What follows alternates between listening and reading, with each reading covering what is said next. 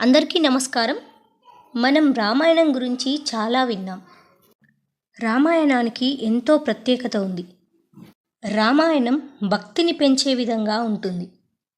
శ్రీరాముడి గుణగణాలు, ఆయన ధర్మపాలన, సీతాదేవి పడిన కష్టాలు, నైతిక విలువలు, ధర్మభావన ప్రజల్లో ప్రచారం పొందాయి. రామాయణం కేవలం కథ కాదు, జీవన విధానం. శ్రీరాముడి సత్యం, ధర్మం, క్షమ, త్యాగం వంటి గుణాలను కలిగి ఉంటుంది. రామాయణంలో కొన్ని ఆసక్తికరమైన కథలున్నాయి. అవి చాలామందికి తెలియదు. ఈరోజు మనం ఆ కథల గురించి తెలుసుకుందాం. మొదటగా మండోదరి. మండోదరి రావణుడి భార్యగానే కాదు, గొప్ప మేధావి. ఆమె రావణుడికి సీతను తిరిగి పంపి యుద్ధాన్ని నివారించాలని పలుమార్లు చెప్పింది.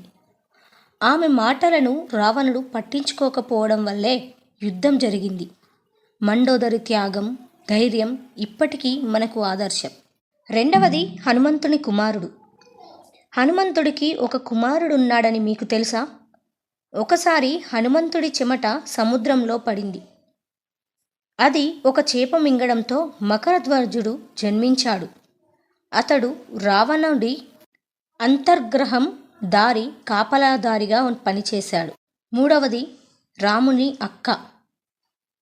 రాముడికి శాంత అనే అక్క ఉంది, కానీ ఆమె మరో రాజు దత్తత తీసుకున్నాడు. శాంత కథ రామాయణంలో పెద్దగా ప్రస్తావించబడలేదు. ఆమె ఋష్యశృంగ మహర్షితో వివాహం జరుపుకుంది. ఈ వివాహం వల్ల అయోధ్యకు వర్షాలు పడ్డాయి. నాలుగవది సంపాతి. జటాయువు లంకలో సీతను రక్షించబోయి మరణించినప్పుడు అతని అన్న సంపాతి వానర సైన్యానికి సీత లంకలో ఉన్నట్లు తెలిపాడు. సంపాతి సేవ లేకపోతే రాముడు సీతను కాపాడడం మరింత కష్టమయ్యేది. ఐదవది రావణుడి యొక్క భక్తి. రావణుడు పెద్ద శివభక్తుడు. అతను శివతాండవ స్తోత్రం రచించాడు. తాను తన బలాన్ని మహాదేవునికి అంకితం చేశాడు.